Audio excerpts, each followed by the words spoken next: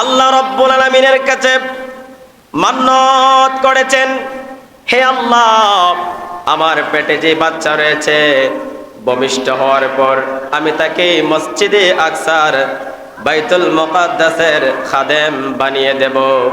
মসজিদের খেদমত করার জন্য তাকে খাদেম বানিয়ে দেব।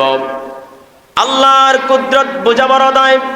হান্না মনে মনে ভেবেছিলেন, মনে মনে চিন্তা করেছিলেন, ওনার পেটে যে বাচ্চা রয়েছে এই বাচ্চাটা সন্তান হবে, ছেলে হবে। কিন্তু ওই বাচ্চাটা জন্ম নেওয়ার পর দেখা যায় মেয়ে বাচ্চা জন্ম নিয়েছে। মেয়ে বাচ্চা জন্ম নিয়েছে।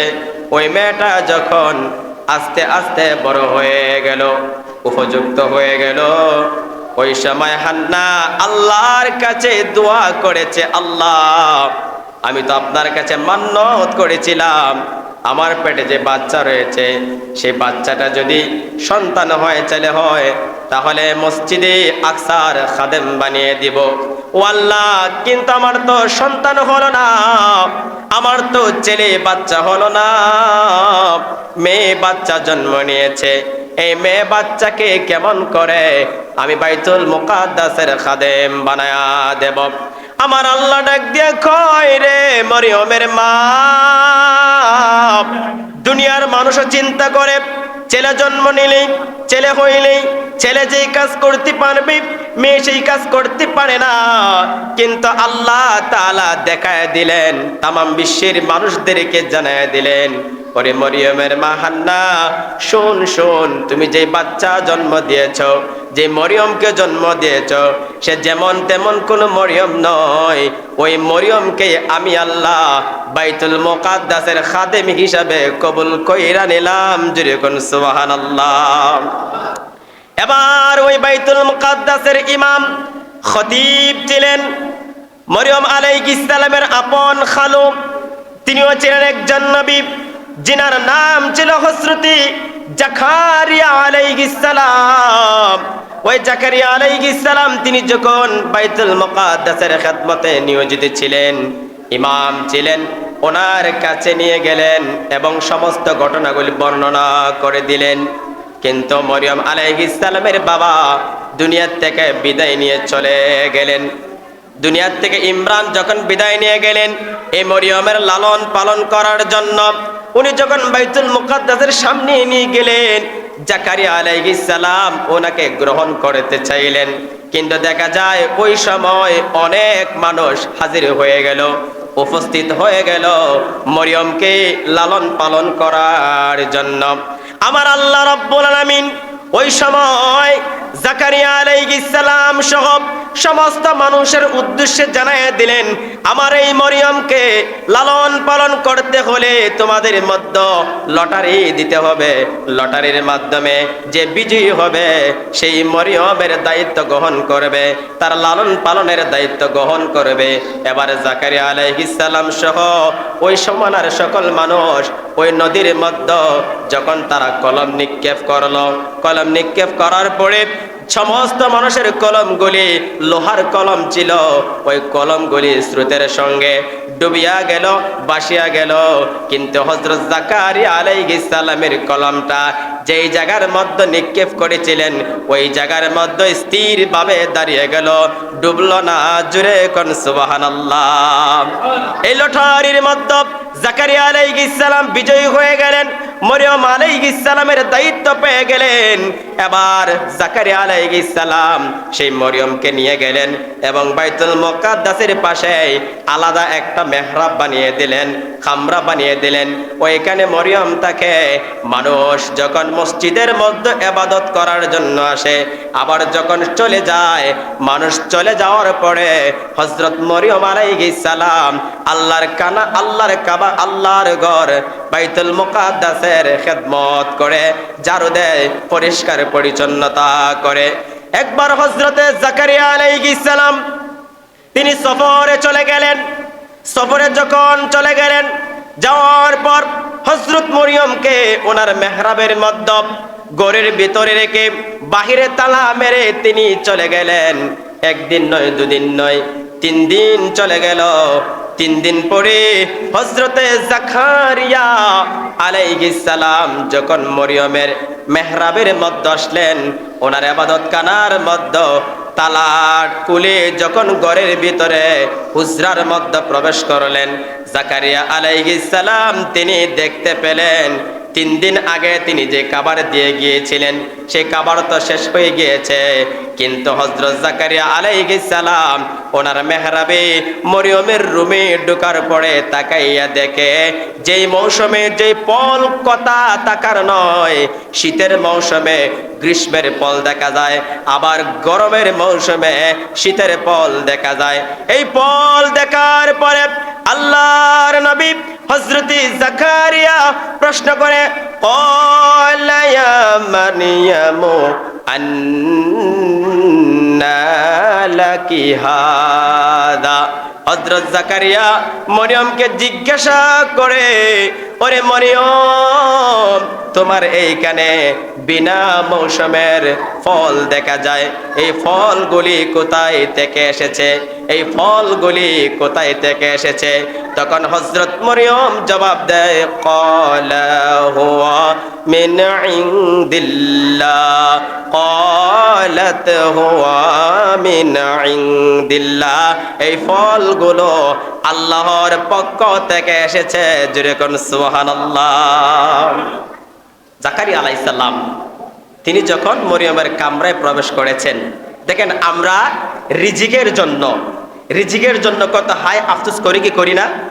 আমরা রিজিকের জন্য কত টেনশন করি, কত চিন্তা ভাবনা নিয়ে ঘুরি, আল্লাহর ইবাদত করার পর্যন্ত আমাদের সময় হয় না।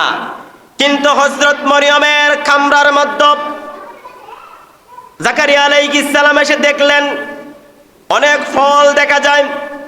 এই ফলগুলি দুনিয়ার ফল নয়। মরিয়মকে যখন জিজ্ঞাসা করেছে তখন মরিয়ম জানিয়ে দিয়েছে, ক্বালাত হুয়া মিন ইনদিল্লাহ, এই ফলগুলি আল্লাহর পক্ষ থেকে এসেছে।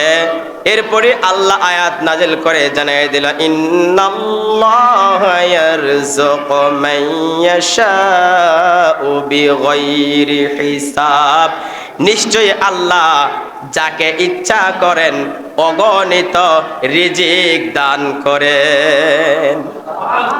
আল্লাহ যদি ইচ্ছা করেন অবশ্যই যাকে মন চায় আল্লাহ তাকে অগণিত রিজিক দিতে পারে কি পারে না? আল্লাহর পক্ষে সবই সম্ভব, কিন্তু আল্লাহর ইবাদত করতে হবে। আমাদের সৃষ্টি করার আগে আল্লাহ আমাদের রিজিক সৃষ্টি করেছেন, অথচ সেই রিজিকের জন্য, সেই টাকার জন্য আপনি আমি শুধু আফসোস আর আফসোস করি, হায় হুতাশ করি। কিন্তু আল্লাহ বলেছেন, ইন্নাল্লাহা ইয়ারযুকু মান ইয়াশাউ বিগাইরি হিসাব। নিশ্চয়ই আল্লাহ যাকে ইচ্ছা করেন অগণিত রিজিক দান করেন। বলুন তো রিজিকের মালিক কে? আল্লাহ। রিজিকের মালিক হচ্ছেন আল্লাহ।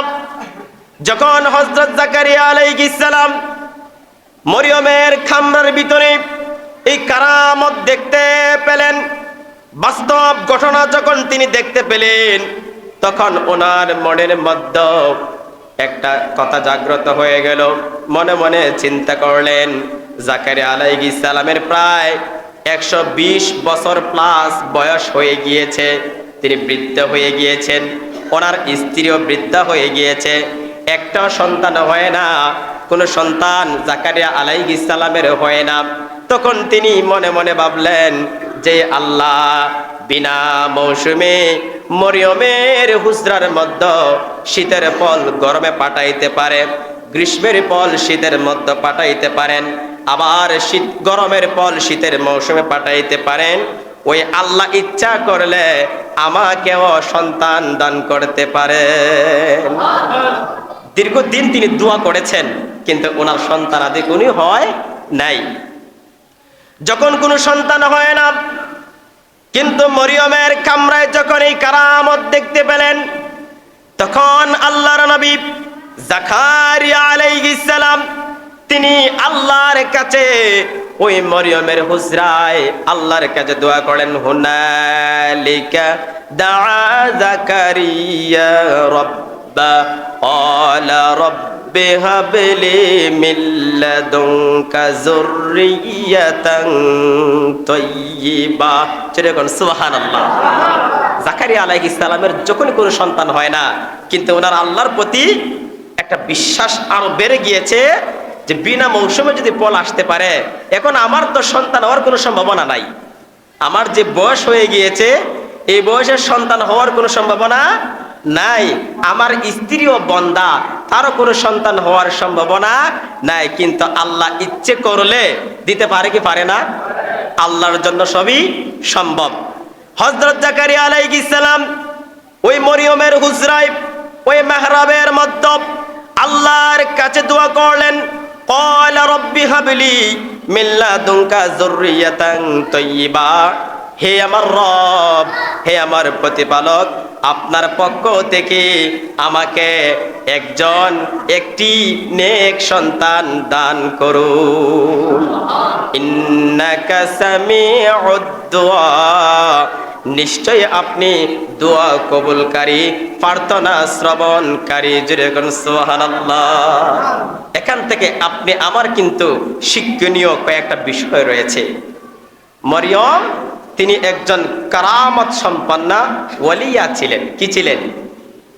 পুরুষ হয় ওলি, মেয়েরা হয় ওলিয়া। আল্লাহর একজন বুজুর্গ ব্যক্তি হযরত মরিয়ম আলাইহিস সালাম ছিলেন।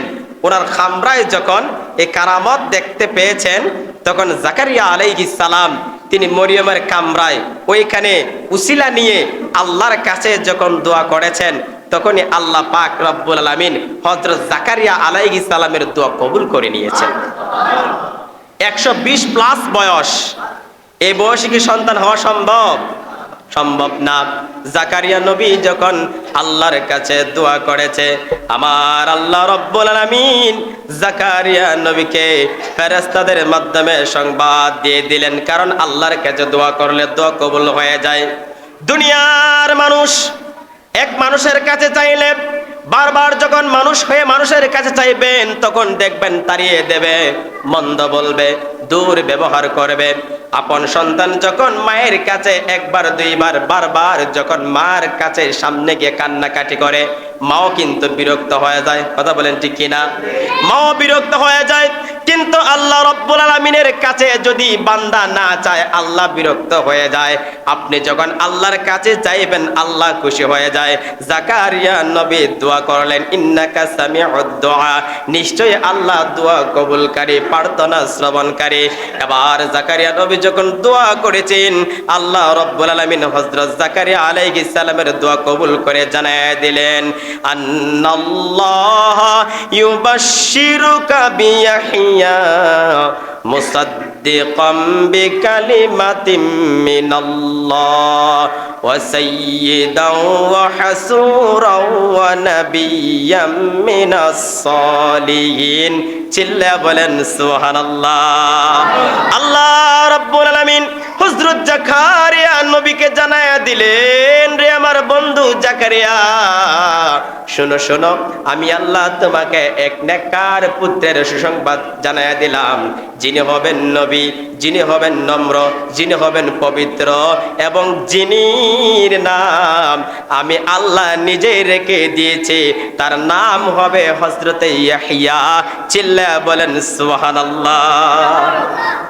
ওনার সন্তান ইয়াহইয়া আলাইহিস সালাম তিনিও নবী ছিলেন, এবং আল্লাহ পাক নিজেই ওনার নাম রেখেছেন এবং জানিয়ে দিয়েছেন, ইতিপূর্বে এই নাম পৃথিবীর কোনো মানুষ রাখে নাই, একমাত্র আমি আল্লাহ তোমাকে যে সন্তান দান করে দিয়েছি, আমি আল্লাহ সেই নাম সহকারে তোমার জন্য সেই নামটা পর্যন্ত রেখে দিলাম। এবার জাকারিয়া নবী যখন শুনতে পারলেন, জেনে গেলেন, আল্লাহ ওহীর মাধ্যমে জানিয়ে দিলেন, আল্লাহ ওনাকে একজন সন্তান, নেককার পুত্র সন্তান দান করবেন, যিনি হবে নবী। জাকারিয়া আলাইহিস সালাম তখন আল্লাহর কাছে দোয়া করে, আল্লাহ কেমন করে গো আমার সন্তান আসবে, কেমন করে আমার সন্তান জন্ম নেবে? ও আল্লাহ, আমার তো বয়স বেশি হয়ে গিয়েছে এবং আমার স্ত্রীও বন্দা, কেমন করে সন্তান হবে? আল্লাহ রব্বুল আলামিন জানায় দে রে জাকারিয়া, শুনো শুনো, মানুষের পক্ষে যা সম্ভব না আমি আল্লাহর পক্ষে তা সম্ভব। আমি আল্লাহ বলি কোন, ফায়াকুন বলতে দেরি হয় না, কোন বলতে আমি আল্লাহ বলি হও হয়ে যায়। আল্লাহ যদি কয় হও হয়ে যায়, যেটা মানুষের পক্ষে সম্ভব না এটা আমি আল্লাহর পক্ষে সম্ভব। কিন্তু জাকারিয়া বলে, আল্লাহ আমার সন্তান হবে কেমনে হবে, এর একটা নিদর্শন আমাকে বলে দেন। আল্লাহ জানায় দেই রে জাকারিয়া, তুমি 3 দিন তোমার স্ত্রীর সঙ্গে এবং কোন মানুষের সঙ্গে কথা বলবে না, কথা বলবে না। 3 দিন পর্যন্ত তুমি ইশারায় কথা বলবে। যদি তুমি ইশারায় কথা বলো, 3 দিন পর্যন্ত কথা বন্ধ করে দাও, তাহলে তুমি বুঝতে পারবে তোমার সন্তান হয়ে যাবে। ওই জামানায় একটা প্রথা ছিল, নিয়ম ছিল ওই যুগে। আমরা সামনে রমজান মাস আসতেছে কিনা কথা বলেন, রমজান মাস আসতেছে। রমজান মাস আসলে আমরা যখন রোজা রাখি, খায়া না না খায়া খায়া, এখন কথা বন্ধ হইরা না কথা হইয়া? রোজা রাখে এখন কথা বন্ধ করে? রোজা কে কথা বন্ধ করে না কথা বলে? কিন্তু ওই যুগে রোজার প্রথা ছিল যে তারা যখন রোজা রাখবে তারা কোনো কথা বলতে পারবে না। কি বলতে পারবে না? কথা বলতে পারবে না, তাদের কথাও বন্ধ ছিল। কিন্তু আমাদেরও কথা বলি, কিন্তু এমন কিছু কথা আছে আমাদেরও কথা বন্ধ। আমরা যখন রোজা রাখি, রোজা রাখা অবস্থায় আমাদেরও কিন্তু কিছু কিছু কথা বন্ধ, কিন্তু আমরা বুঝতে পারি না বিধায় এই কথাগুলি বলে ফেলে, কেন ওই কথার মাধ্যমে রোজা শেষ হয়ে যায়, রোজা শেষ হয়ে যায়। এবার জাকারিয়া আলাইহিস সালাম 3 দিন পর্যন্ত কথা বন্ধ করে দিলেন। তখন কথা বন্ধ করে দিলেন। কিছুদিন যাওয়ার পরে, লম্বা ঘটনা সংক্ষিপ্ত করে বলতে হবে, কিছুদিন যাওয়ার পরেই ওনার স্ত্রীর সংবাদ দিয়ে দিল, স্বামী রে স্বামী, খুশির সংবাদ শোনো, আমি তো গর্ভবতী হয়ে গিয়েছি, আমার তো মন বলতেছে আমি সন্তানের মা হতে যাব। কিছুদিন যাওয়ার পরে আল্লাহর কুদরত, জাকারিয়া আলাইহিস সালামের স্ত্রীর গর্ভ থেকে পুত্র সন্তান জন্ম নিয়ে নিল, যার নাম হচ্ছে হযরতে ইয়াহইয়া আলাইহিস সালাম। তিনিও ছিলেন নবী। এদিক দিয়া আরেকটা ঘটনা ঘটে গিয়েছে। ওই যে মরিয়ম আলাইহিস সালাম, তিনি মেহরাবের মধ্যে বসবাস করেন থাকেন। তিনি যখন বড় হয়ে গেলেন, বালেগা হয়ে গেলেন, বালেগা হয়ে যাওয়ার পরে আল্লাহ পাক রব্বুল আলামিন ওই মরিয়মের গর্ভে স্বামী ছাড়া একজন নবী পাঠাবেন, সন্তান পাঠাবেন। আল্লাহ পাক রব্বুল আলামিন মানুষের শুরুতে হযরত জিবরাইল আলাইহিস সালামকে মরিয়মের খামরায় পাঠিয়ে দিলেন। মরিয়ম মানুষ দেখে তিনি আশ্চর্য হয়ে গেলেন এবং তিনি বললেন, তুমি আল্লাহকে ভয় করো, আমি আল্লাহকে ভয় করি, তুমি আমার থেকে পর্দা করো, তুমি আমার থেকে পর্দা করো, আমি একজন পবিত্র রমণী, আমি ব্যভিচারিণী নই। কিন্তু তিনি জানায় দিলেন, হে মরিয়ম, তুমি আমাকে দুনিয়ার কোনো মানুষ ভাবিও না, আমি হচ্ছে আল্লাহর পাঠানো ফেরেশতা হযরত জিবরাইল আমিন।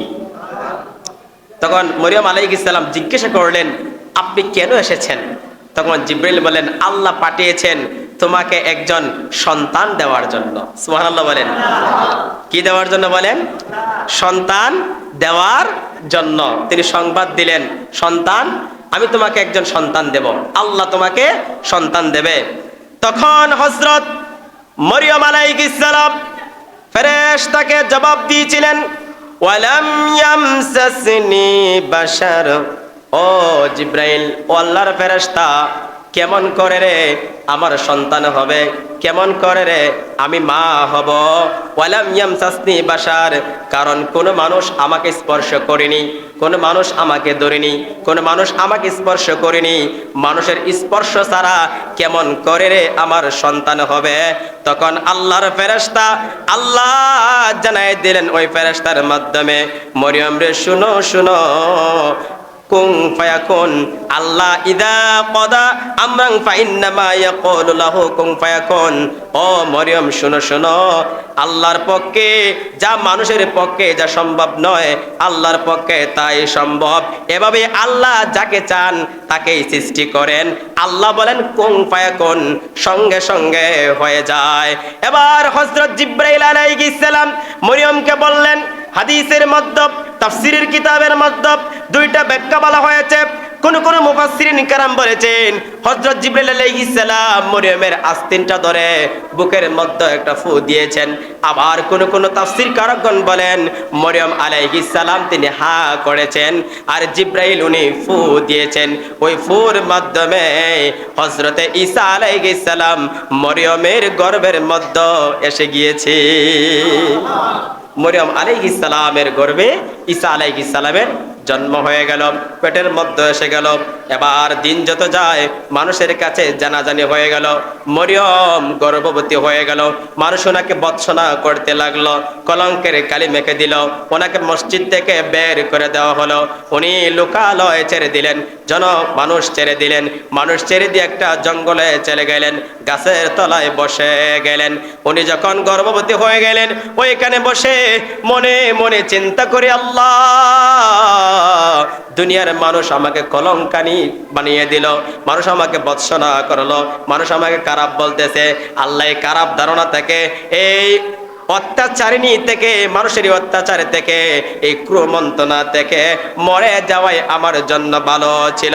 আমার আল্লাহ জানায় দে রে মরিয়ম, তুমি যে কষ্ট করেছো এই কষ্টের মাধ্যমে আমি আল্লাহ তোমাকে মর্যাদার অধিকারী বানায় দিব। চিন্তা করিও না, চিন্তা করিও না, আমি আল্লাহ তোমাকে পবিত্র রমণী ঘোষণা করেছি। পৃথিবীর কোন মানুষ তোমাকে অপবিত্র বলতে পারবে না। ওই দিক দিয়া শয়তান মানুষের কাছে গিয়ে গিয়ে বলে, মানুষের সুরত ধরে বলে, ওই যে মরিয়মের গর্ভে যে বাচ্চাটা এটা তো অন্য কোনো মানুষ দেয় নাই, এই কাজটা একমাত্র জাকারিয়া নবী করেছে। কেননা মরিয়মের মেহরাবে জাকারিয়া নবী ছাড়া অন্য কেউ আসা যাওয়া করতো না, এটা জাকারিয়া নবীর কাজ। শয়তান যখন মানুষের সুরত ধরে মানুষদেরকে কুমন্ত্রণা দিয়ে দিল, এবার মানুষেরা মনে মনে চিন্তা করলো হয়তো এটা জাকারিয়া নবীর কাজ। এবার জাকারিয়া নবীকে তারা মারতে আরম্ভ করে দিয়েছে। জাকারিয়া আলাইহিস সালাম তিনি মানুষের বয়ে, এই পিঠার বয়ে তিনি দৌড়াতে আরম্ভ করে দিলেন। দৌড়াতে দৌড়াতে একটা গাছের কিনারায় যাইয়া, গাছের নিকট যাইয়া গাছকে সম্বোধন করে বলে, রে গাও। এবার গাছটা দুইটা পাক হয়ে গেল। পাক হয়ে যাওয়ার পরে জাকারিয়া আলাইহিস সালাম সেই গাছের ভিতরে ঢুকে গেলেন। আর শয়তান যায়া জাকারিয়া নবীর পাঞ্জাবির কোণায় ধরে জামাটাকে গাছের বাহিরের মধ্যে রেখে দিলেন। মানুষ যখন দৌড়ে আসছে, মানুষেরা ওই শয়তানকে মানুষের সুরত দিকে বলতেছে, এদিক দিয়া জাকারিয়া নবীকে আসতে দেখছনি? শয়তান বলতেছে, দেখেছি, ওই গাছের ভিতরে লুকায়া আছে। কোথায় লুকায় আছে? শয়তান গাছের ভিতরে লুকায় আছে। আরে মানুষ কিভাবে গাছের ভিতরে ঢুকবো? মানুষের পক্ষে তো গাছের ভিতরে ঢোকা সম্ভব না।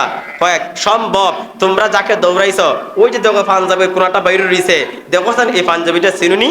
তখন মানুষ দেখতেছে আসলে তো জাকারিয়া নবীর পিন্দনে যে পাঞ্জাবি ছিল ওই পাঞ্জাবিটা গাছের বাহিরে দেখা যায়। এবার তারা একটা খরাত আনছে। কি আনছে? খরাত, বুঝেননি? খরাত দিয়ে কিন্তু গাছ কাটে। আপনাদের এখানে যদি বড় বড় খরাত নাই, অনেকখানে দেখবেন যে বড় বড় খরাত দিয়া একজন উপরে একজন নিচে আছে না, এই খরাত দিয়া বড় বড় গাছ হাইটা বালাই দেয়। এবার তারা বলতেছে, এবার জাকারিয়া নবী ঢুকছে, তারে আর বাঁচাইতে দেব না, তার আর বাঁচিয়ে রাখা যাবে না। এবার যখন তারা গাছের মধ্যখান বরাবর যখন করাতটা লাগিয়ে দিয়েছে, ওই করাত যখন আস্তে আস্তে করে জাকারিয়া নবীর মাথার উপরে চলে এসেছে, তখন জাকারিয়া আলাইহিস সালাম আল্লাহর কাছে দোয়া করলো, আল্লাহ আপনি তো জানেন আমি মরিয়মের কোনো ক্ষতি করি নাই, মরিয়মের গর্ভে যে সন্তান এটা আমার সন্তান নয়, তার সঙ্গে আমি কোনো খারাপ কাজ করি নাই। আল্লাহ এই বিপদ থেকে আপনি আমাকে রক্ষা করুন, তাদের কাছ থেকে আপনি আমাকে বাঁচান। আমার আল্লাহ জানায় দে রে জাকারিয়া, ও জাকারিয়া রে, আমি আল্লাহর প্রতি কি তোমার ভরসা ছিল না? এখন তুমি আমি আল্লাহকে ডাকতেছ। ওরে জাকারিয়া, আমি আল্লাহর কাছে সাহায্য না চেয়ে তুমি গাছের ভিতরে ঢুকে গেলা। কিন্তু রে জাকারিয়া শোনো শোনো, আমি আল্লাহ তোমার পায়ের মধ্যে আমি আল্লাহর কুদরতি পা লাগিয়ে দিয়েছিলাম। তুমি যেইভাবে দৌড়াতে ছিলে, তুমি যদি কিয়ামত পর্যন্ত এইভাবে দৌড়াতে, তামাম পৃথিবীর মানুষ যদি তোমার পিছনে দৌড়াতো, তারপরেও তোমার লাগাল কেউ পাইতো না। আমি আল্লাহর কুদরতি কদম তোমার পায়ের মধ্যে লাগিয়ে দিয়েছিলাম। তো যেই আল্লাহর কদম কোনো মানুষের পায়ে লেগে যায়, ওই মানুষের পিছনে দৌড়ে কোনো মানুষ লাগাল পাইব? সম্ভব না। কিন্তু আল্লাহ রাব্বুল আলামিন জাকারিয়া নবীরে আবার পরীক্ষায় ফেলে দিলেন। ও জাকারিয়া, শোনো শোনো, তুমি যদি তোমার নবুয়তি কাটতে না চাও, আমি আল্লাহর নৈকট্য যদি অর্জন করতে চাও, আমি আল্লাহর রাজামন্দি যদি হাসিল করতে চাও, তাহলে আমি আল্লাহর কথাটা এবার তুমি মানো। তারা করাত দিয়ে তোমাকে টুকরো করে দিবে রে জাকারিয়া, কিন্তু যখন তোমার শরীরের মধ্যে করাত লেগে যাবে, টুকরো হয়ে যাবে, তুমি শব্দ করতে পারবে না। এবার জাকারিয়া আলাইহিস সালাম নবীদেরকে কিভাবে আল্লাহ পরীক্ষা করেছেন, এবার ওনাকে কেটে মধ্যখান দিয়া দুইটা ভাগ হয়ে গিয়েছে। এরপরও জাকারিয়া আলাইহিস সালাম একটু শব্দ করে নাই। এইভাবে ওনার সন্তান ইয়াহইয়া আলাইহিস সালামকেও এইভাবেই ওনার জামানার মানুষেরা মেরেছে, ওনাকে শহীদ করা হয়েছে। তো জাকারিয়া আলাইহিস সালাম দুনিয়া থেকে বিদায় নিয়ে চলে গেলেন। এদিক দিয়ে মরিয়ম আলাইহিস সালাম একটা খেজুর গাছের নিচে তিনি বসে গেলেন। ওনার সন্তান হবে, প্রসবব্যথা আরম্ভ হয়ে গিয়েছে, অনেক কষ্ট হচ্ছে। সন্তান জন্ম দিয়ে দিলেন। জন্ম দেওয়ার পরে মরিয়ম আলাইহিস সালাম ওনার সন্তানকে কুলে নিয়ে পিপাসিত হয়ে গেলেন, ক্রোধান্বিত হয়ে গেলেন। আল্লাহ সঙ্গে সঙ্গে জিব্রাইল আলাইহিস সালামকে পাঠিয়ে দিলেন। ও জিব্রাইল, যাও রে যাও, আমার মরিয়মের কাছে যাও। এবারে জিব্রাইল আলাইহিস সালাম এসে মরিয়মের সামনে বসে ওনার পা দ্বারা জমিনের মধ্যে আঘাত করলেন। আঘাত করার সঙ্গে সঙ্গে জমিনটা পেটে গেল, পানির কুয়া বের হয়ে গেল, নহর বের হয়ে গেল।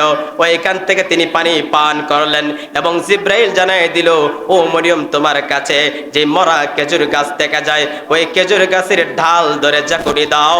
এবার মরিয়ম আলাইহিস সালাম যখন মরা খেজুর গাছের ডাল ধরে জাকুনি দিলেন, ওই মরা গাছ জিন্দা হইয়া ওই গাছ থেকে পাকা পাকা খেজুর মরিয়মের কাছেই পড়ে গেল। মরা গাছ ছিল।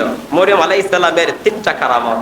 মেহরাব একটা কারামত দেখেছেন, এখানে আরেকটা কারামত। মরিয়ম আলাইহিস সালাম তিনি যখন খেজুর গাছের ডাল ধরে চাকুনি দিয়েছেন, ওই খেজুর গাছের ডাল থেকে, ওই মরা খেজুর গাছ থেকে জীবিত হইয়া পাকা পাকা খেজুর পড়ে গিয়েছে এবং তিনি ওই খেজুরগুলি আহার করলেন, নিজের শরীরের মধ্যে শক্তি জোগাড় করলেন। তাফসীর কারকগণ ওই আয়াতের মরিয়ম আলাইহিস সালামের ওই ঘটনা থেকে পৃথিবীর সমস্ত মানুষদেরকে জানায় দিলেন, নারীদেরকেও জানায় দিলেন, ও নারীরা, তোমরাও যদি শরীরের মধ্যে পুষ্টি কোনো খাবার খেতে চাও, তোমরা যখন সন্তান জন্ম দেবে, সন্তান জন্ম দেওয়ার পরে যে পুষ্টিহীন হয়ে যায়, যদি পুষ্টিহীনতায় ভোগো, তাহলে তোমাদের শরীরে ভালো করার জন্য, রক্ত প্রয়োগ করার জন্য, শরীরটাকে পুষ্টি করার জন্য তাফসীর কারকগণ বলেছেন, ওই সময় তোমরা বেশি করে খেজুর খাও। কি খাও? কারণ খেজুরের মধ্যে বেশি ভিটামিন আছে। কি আছে? কিন্তু খেজুর তো আমরা খাই না। কয়জন খেজুর খায়? ছেলে মেয়ে জন্ম নেওয়ার পরে কয়জন এগুলি খায়? আমরা তো অনেক ভিটামিন ওষুধ খাই কিনা?